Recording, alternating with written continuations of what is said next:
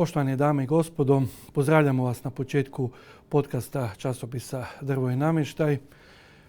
Nastavljamo s našim temama vezanim uz na šumi bazirani sektor. U fokusu su sirovinska pitanja, ali isto tako i energetska.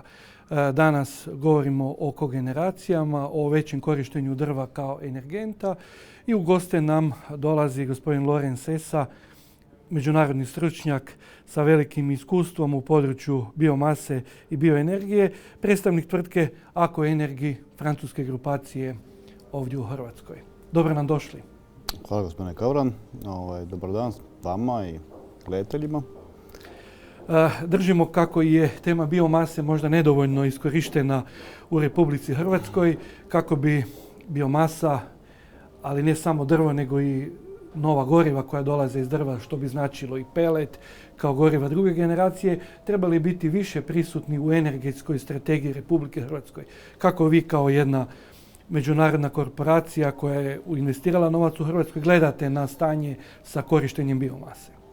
Znači, smatram da strategija korištenja biomase mora se promijeniti u smislu da se treba prepoznati biomasa kao strateški energent. Na istoj razini koji nafta, plin ili drugi energent. Znači, govoriti o drvnom otpadu sada je postalo suludo. Mislim da većina ljudi je to poznata s time. Znači, to nije otpad, to je sirovina, to je zlato. To nije otpad, to je sirovina. To je energent. Kao nafta. Upravo to. To je ko nafta, ima istu vrijednosti kao i nafta. I treba ju zaštititi izvoz toga. I totalno sam za to da se izvozi gotov proizvod, a to je toplina i struja, a ne sama sirovina. Izvozite samo sirovinu, zaposlili ste par šumara, par kamiona i vjerača i to je to. Ne? Vi prodajete struju. Znači, treba jedan smart pristup. Upravo to. Ne? Možete li ukratko u nekoliko rečenica predstaviti vaš ulagački projekt ovdje u Republici Hrvatskoj? Znači, počeo bih prvo sa Ako Energy kao grupacija. Znači, mi imamo 1,8 milijarda megavata u svijetu aseta. Ako uzmete za usporedbu, HEP za cijelu Hrvatsku ima 2,8 milijarda aseta. Znači, za privatnu firmu jednu su poprilično veliki u tom sektoru. Imamo projekte u 20 država, biomasa, solare, wind i tako dalje. Imamo 3 elektrane u Francusku, 12, 16 i 20 megavata i jednu u Grubišnom polje od 5. Ovdje u Hrvatskoj? Tako je. Od 5 megavata električne energije, 5,4 uglavnom, 5 se prodaje i 6,5 toplinske koje se može povećati čak na 7,5 trenutno. Koliko je bila ukupna investicija do sada? Investicija do sada je iznosila 35 milijuna eura. U toj investiciji su uključeni elektrana na biomasu, sušare i trafostanica i 5,6 km kabela spoja visokonaponskog kabela. Možda na početku samo jednu rečenicu o toj ulagačkoj klimi u Republici Hrvatskoj. Kako biste vi ocijenili ulagačku klimu kao jedna velika francuska grupacija koja je uložila novac ovdje? Znači, ulaganje u Hrvatsku bi savjetovao, jer zbilja to je zemlja mogućnosti. Puno se stvari radilo krivo prije, dosta se promijenio mentalitet, vlade su promijenili svoj način razmišljanja i gleda ulaganja i sada definitivno savjetujem investiciju u Hrvatsku. Ko neće danas investirati, sutra će žaliti.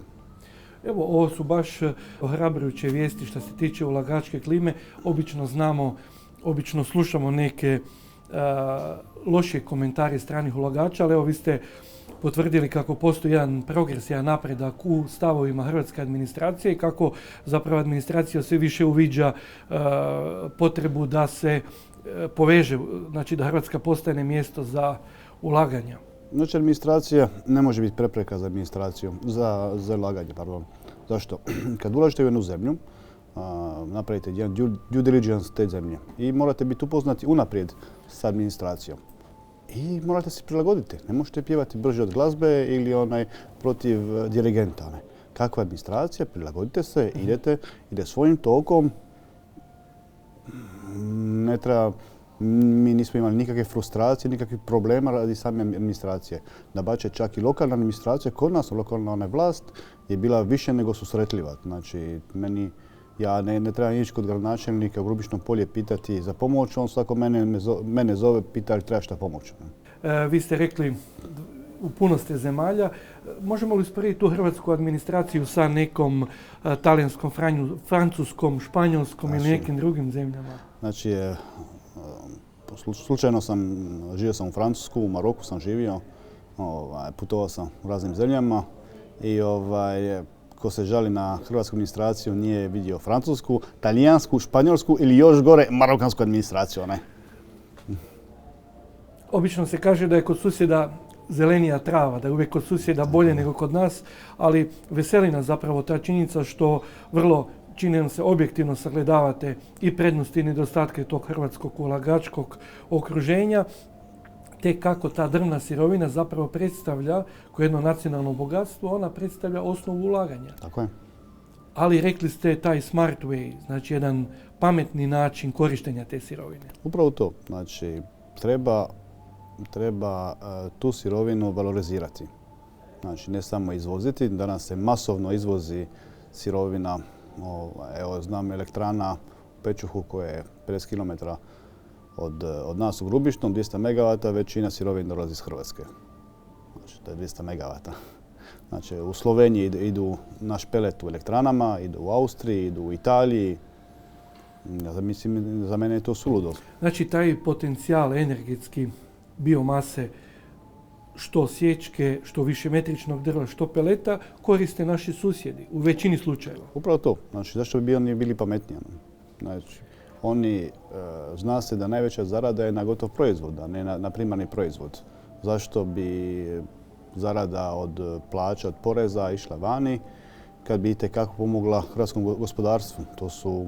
To su tisuće i tisuće radnih mjesta. Znači, inače energetski sektor, drvni sektor su sektori koji strašno puno zapošljavaju. Radno intenzivni. Tako je. A to je za sredinu kao što je Grubišno Polje, to su pasivni ruralni krajevi, to je jako važno. Ne samo što, znači energetika ne samo što zapošljava dosta ljudi, nego zapošljava puno visoko obrazovanih ljudi i primanja u energetskom sektoru su vrlo dobra. Znači, te prosječne plaće, možemo li to malo samo indicirati otprilike kakav je to u tom segmentu? Znači, evo, mogu reći da primjer, kod nas je najmanja plaća za neki 5,5 osnova za vozača utovarivača. Ali to je bez prekovremeni, bez dežurstva i tako dalje. Znači, vaši prosječno zaposlenici vjerojatno imaju i preko oko 1.000 eura negdje, prosječna plaća. Kod nas plaće idu do 25.000 kuna. Ne? I do 25.000 kuna u ovom sektoru. Znači, to plus bonuse, plus ovo.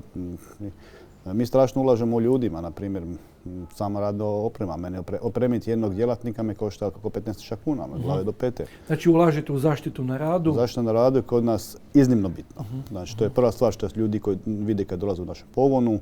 Mjera su drastična, ali nije napravljeno da ometa posao. Znači, zaštita na radu kod nas se ne osniva na papirologiju, nego na praksi kako zaštititi čovjeka, ali bez da se ometa ovaj proces. To je dio nasljeđa te francuske grupacije ili jednostavno taj međunarodni pristup, znači da je radnik u središtu, da se sve oko njega treba vrtiti, njegova prava, uvjeti, radna atmosfera, klima?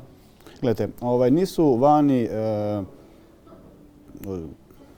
veći humanisti nego mi, nego morate biti praktični. Jedan radnik koji se ozlijedi, to je radnik jedan koji ne radi, to je radnik kojemu se treba platiti odštetu, to je radnik, to je demoralizirano za druge radnike u firmi. Zašto znači, treba to spriječiti, zaustaviti i uložiti sredstva u zaštitu na radu. I radnik koji je zadovoljan i radnik koji će više raditi. Zašto maltretirati radnike?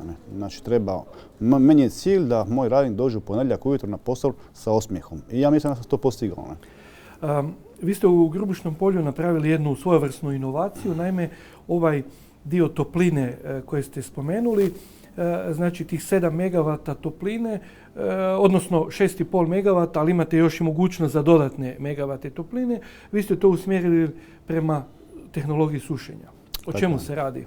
Znači, uz pogon, uz elektranu, odlučili smo se na sušare za drvnu masu. Mogli smo ići na tračne sušare koje suše sirovinu prije spaljivanja. Za mene to nema smisla, jer onda šta je, koristite vašu toplinu da bi grijali sirovinu koja ulazi. Koja će se opet vrlo brzo... I onda se pojavi drugi problem. Sutra da se pojavio novi jedan potrošač, ja ne bi mogao dati toplinu, jer meni treba ta toplina za sušiti sirovinu koja mi ulazi. To mi je suludo. Ali to Ovako, znači ja dobivam sirovinu vlažnu i mi smo specifična elektrana. Mi smo jedina elektrana u Hrvatskoj koja uzima sirovo vlažno drvo. Svi žele suho, mi želimo šta vlažnije, šta nekvalitetnije. Znači nama paše topola, breza, brzo rastući, vrhovi stabla, granje. Znači to je ono što meni paše. Idemo to baš kolokvijalno reći, znači vi zapravo smeće. Tako je. Drvno smeće kupite. Pa to je cilj elektrane na biomasi, znači čistiti šume, čistiti kanale, čistiti ceste. To je cilj, a ne da se koristi više metrica za ogrjevno drvo ili koji se može... Ili ne da bog tehnička sirovina, treća klasa bukovih trupaca koja je po cijeni možda i isplativa i neki puta vidimo da se i ona melje i koristi za takav. Što je za mene suludo. Tako da. I znači vi ste napravili kapacitet, čini mi se 2400 tako, kubika. Znači imamo 2600 kubika čak sušara. To su 20 sušare po 130 kubika. To je teoretski 130 kubika, znači kad je u elementu stane više, kad je neokrajšena građa stane manje. Uzeli smo talijansku Baskil tehnologiju, to je talijansko-njemačka firma. Na tenderu nisu nam bili najjeftinije dapače, međutim su dali najbolje rješenje. Znači to kompletno automatizirani sustav, praćenje na daljinu, senzore, odlično imamo povezanost sa elektranom, to mi je vrlo bitno da pratimo sve trendove, elektrana, turbina reagira automatski na sve promjene u sušarama, jer sušarama nije linearno potrošnje, ide gore, dole, znači sušara puno troši toplinu na početku, pa onda lagano pada. I vi ste to automatizirali, kompletno. Softveri upravljaju, integrirano je sa narudžbama. Znači, uz taj sustav smo, znači, samo sušenje po sebi nije inovativno, međutim, usluga sušenja, koja je dostupna svima, je nešto što ne postoji trenutno u Hrvatskoj. I rijetko postoji vani. Znači, ne postoji centar za sušenje koji je svima dostupan. Zašto smo to napravili? Kad smo napravili feasibility studij, smo vidjeli da oko nas u krugu 100 km ima preko 150 malih pilana. Koje nemaju same... Koje nemaju sušere. Ne, sušera... To je njihova zapravo slaba točka. Tako je. Znači, prema našim podacima preko 40% drveta se izvozi sirovo iz Hrvatske. To malo odstupa od onih službenih statistika, ali to je vaš dojam. Tako je. Ljudi koji misle da se ne izvoze trupce, savjetuju im da idu na granici i gledati trupčare koji prolaze na granici. Ali dobro, to je drugo. I zašto sirovo? Jer je za jednog malog pilanara skupo platiti sušaru, kotlovnicu, kotlovničara i najjednostavnije, a preskupo je držati drvo 2, 3, 4 godine da se suši. Tako da je najjednostavnije ispiliti i prodavati. I mi smo tu htjeli uskočiti kako bi ponudili tim pilanarama mogućnosti povećavanje svojih prihoda, zapošljavanje dodatnih ljudi. Jer time što suši drvo, kao prvo ima veću vrijednost prodaje. Znači suha građa je skuplja nego vlažna građa. Drugo, jeftiniji transport. Znači, ne prevodi se voda. Treće, klasifikacija se povećava. Znači, kod nabave sirovine penjete za jednu klasifikaciju i automatski kod Hrvatskih šuma vam sirovina košta jeftinije. Tako da itekako je korisno sušiti. Tu gdje smo inovativni je u naš sustav poslovanja i narudžbiranja.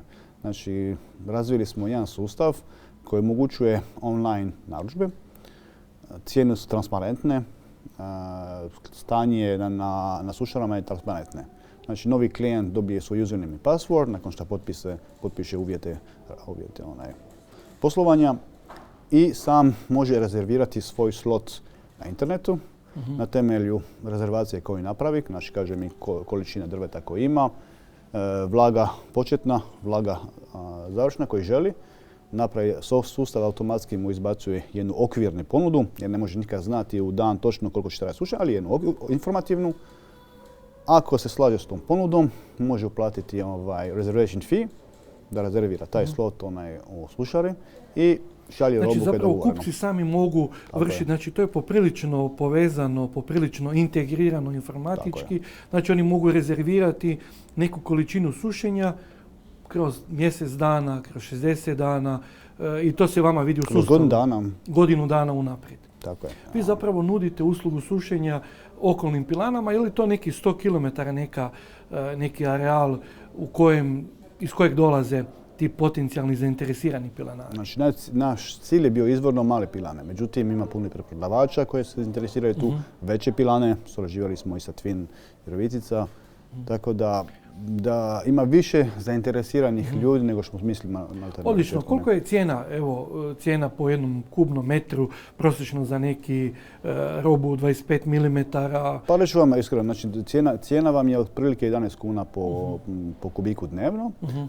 Znate da bukova daska, na primjer, njoj zimi treba neki 20 dana, 4 dana plus minus da se osuši. I sad, znači za jedan kubik vam je 20 dana, to je 200 i nešto kuna po kubiku. Tako, nekih 30 eura, 25 do 30 eura negdje možemo reći po kubiku, što je neka cijena koja se kasnije kod prodaje tih sortimenata itekako se može kapitalizirati. Tako, jer cijena suhe daske nije cijena sirove plus sušenje. Točno. Ali to znači da vi zapravo gledate neko strateško partnerstvo sa tim pilanama. Čini mi se da vas zanima na dugi rok privući, stvoriti jednu mrežu pilana s kojima ćete strateški surađivati. Gledajte, ja uvijek gledam na veliko i meni osobno bilo najdraže da uspijemo dovući neke pilane kod nas, u Grubišno polje. Ako nam čak zanimljiva stavka, Twin koji je bio vođen kako je bio vođen, sad je morao napustiti svoje prostore u Grubišnom polje, ima 9000 kvadrata hala slobodnih. Ja ću iznajmiti jedan dio tih hala, ali ostatak je slobodan i spreman za drvnu proizvodnju. Meni bilo vrlo drago kad bi našli jednog partnera koji bi došao tu, uložio modernu tehnologiju i da bi surađivali skupa na tu razinu. To je odlična komercijalna tržišna informacija. Znači u Grubišnom polju postoji određeni industrijski kapaciteti, hale sa infrastrukturom za drvnu proizvodnju gdje je nekad radio Twin i gdje biste vi isto bili zainteresirani za neku vrstu partnerstva sa potencijalnim ulagačima. Tako je. Iskreno mislim da bi to bilo jedna savršena simbioza. Znači imamo elektrana koje otpadke iskorištava jedna pilana koja radi po mogućnosti gotov jedan proizvod. I još usluga sušenja. A uz to je usluga sušenja koja povezuje jedno i drugo.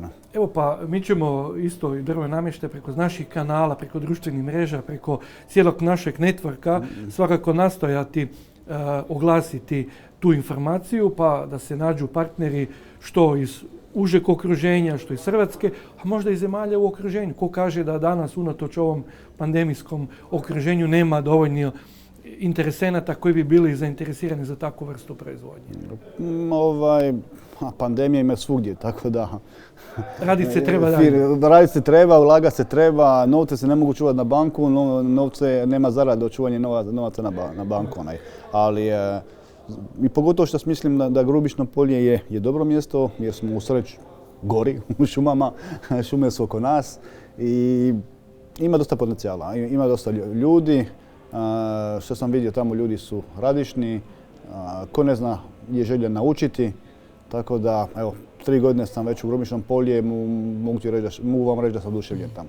Pa idemo i ovaj vaš osobni segment, vi ste spomenuli Francusku, Maroko, zapravo vi ste rođeni znači izvan Hrvatske, ali imate hrvatske korijene. Kako se vama svidjelo povratak ovdje u staru domovinu, kako ste vi zapravo doživjeli tu, neki obično kad dođu imaju neke sociološke ili neke kulturološka zapažanja, kako ste vi to i tu radnu atmosferu, radnu naviku, navike ljudi u Hrvatskoj, kako vam je to zapravo sjelo? Kao poduzetniku, kao biznismenu? Znači ja sam počeo kao student ovdje. Došao sam ovdje i roditelji su mi pratili. I kad smo došli ovdje, kad sam došao 96. došao ulagat otac ovdje, svoju životnu imovinu, pokrali ga, završio je sa infarktom u Magdaleni, izgubili smo svu životnu ušteđenju i sve je bilo napravljeno da nas potjera, kaže, vrati se nazad. Međutim, govorite o obitelji? Da. Međutim smo rekli, ne, mi ćemo ostati. Znači vaša obitelj imala loša poduzetnička iskustva u Hrvatskoj? Iznimno loša. Znači svu vašu ušteđevinu ste negdje morali, izgubili ste u biznisu, ali kad smo počeli razgovor, vi ste rekli, ali Hrvatska je dobro mjesto za ulaganje. Da, ali danas je 2020. To je bila 1996. I znači 96. Strahovito se promijenilo među vremenom. I Hrvatska je napredovala. Strahovito. I evo, takva svjedočanstva mislim da će biti korisna i takve spoznaje mogu koristiti i politici i našim nadležnim tijelima, ministarstvima, kako bi još dodatno poboljšavali tu ulagačku klimu. Ja ne kažem da je savršeno, dapače, nije ništa savršeno. Međutim, ja sam tu od 96. i vidim da je eksponencijalni bio rast dobrih uvjeta za investicije u nas. Još uskoro ulazimo u eurozoni i još nam se bonitet još popraviti. Vi ste mi rekli prije u samoj pripremi da vaša kompanija, vaša francuska grupacija ima jedan solidan portfelj sredstava na raspolaganju za ulaganje u obnovljive izvore u Hrvatskoj i u zemljama jugoistočne Europe. Da, trenutno neki 300 milijuna eura planiramo dodatno investicije. Još uložiti, uz ovo što ste već uložili. No, mi još i vjetropark u Dalmaciji, tu smo uložili 72 milijuna eura. Crnogori smo investirali 140. Znači sad ste već preko 100 milijuna eura ste do sad sa ulaganjem. U Hrvatskom, da. U Hrvatskoj. Da. Plus toga u Crnoj Gori i još imate oko 300 milijuna eura na raspolaganju za ulaganje u zelenu energiju. Gledajte, mi imamo beskonačna sredstva. Sredstva nisu problem. Ako imamo uvjete dobre, ako lokalna vlast reagira na nas, onda nema problema. Ne? Možemo li povući paralelu sa drugim jedinicama lokalne samouprave i drugi koji smatraju da bi željeli razvijati obnovljive izvore energije u ovim područjima biomase, solara ili vjetra, da zapravo vam se isto mogu javiti sa određenim idejama, pa tko zna gdje, na kom području. Evo imamo jednu proaktivnu politiku Vlade Republike Hrvatske što se tiče i ovih nove regulative oko obnovljivih izvora.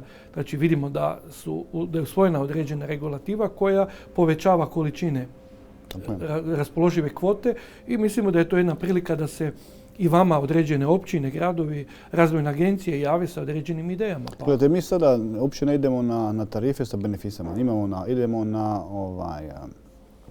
na premium tarife. Znači, premium i to je sada i budućnost je samo tržište. Znači, sutra će biti budućnost da nema nikakve subvencije i ako ne možete financirati svoj projekt bez subvencija, da će biti apsolutno neizvediv. Kako biste ocijenili u proteklih 20 godina i ovaj sustav koji je išao sa feed-in tarifom, je li to bilo vjetar u leđa cijelom tom sektoru?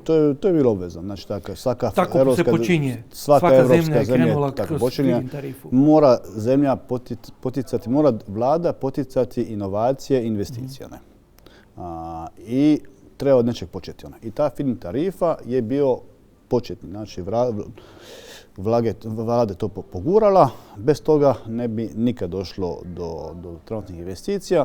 Jer feed-in tarifa je 14 godina, ali jedna elektrana biomasi će trajati 30 godina najmanje. Ali sad smo već zreli za situaciju da se investicije odvijaju i bez izdašnih potpora lokalnih vlada. Sada premium tarifa je normalna stvar, na primjer. Tako je. Možemo li malo samo iskomentirati situaciju u okolnim zemljama? Spomenuli ste Crnu Goru, što je sa Bosnom i Hercegovinom? Kad pričamo o administraciji BiH je malo kompliciranije. To je 3 entiteta, 3 ministarstva. To malo odbija kantonalna vlast, federalna vlast. To je zaista komplicirano i odbija banke. To je problem. Banke žele jednostavnost. Sigurnost ulaganja. Tako je. I to je što odbija banka. Ne? Zapravo, je li činjenica da je neka zemlja u NATO-u, spomenuli smo sad i Hrvatsku i Crnu Goru, koje su isto tako i u NATO-u, i Crna Gora je na tom putu u euroatlantske integracije, koliko je ta sigurnost, ta jedna politička sigurnost bitna za ulagače i za bankare? Pa iznimno bitna. Evo, mi smo uložili u Ukrajini i izgubili smo nekoliko milijuna radi te nesigurne atmosfere političke i gospodarstvene. Idemo konstatirati, Hrvatska je sigurno mjesto za ulaganje i dobro mjesto za razvijanje projekata s obnovljivim izvorima. Definitivno.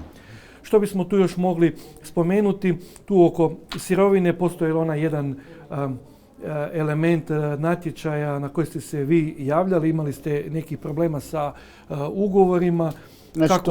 Kako to namjeravate riješiti u budućnosti? Znači, to je bio jedini, moram reći, kiks u povjerenju u investiciju. Znači, dolazite u državu, vlada vam obećaje jednu cijenu, obećaje vam državna firma jednu cijenu sirovine na 14 godina.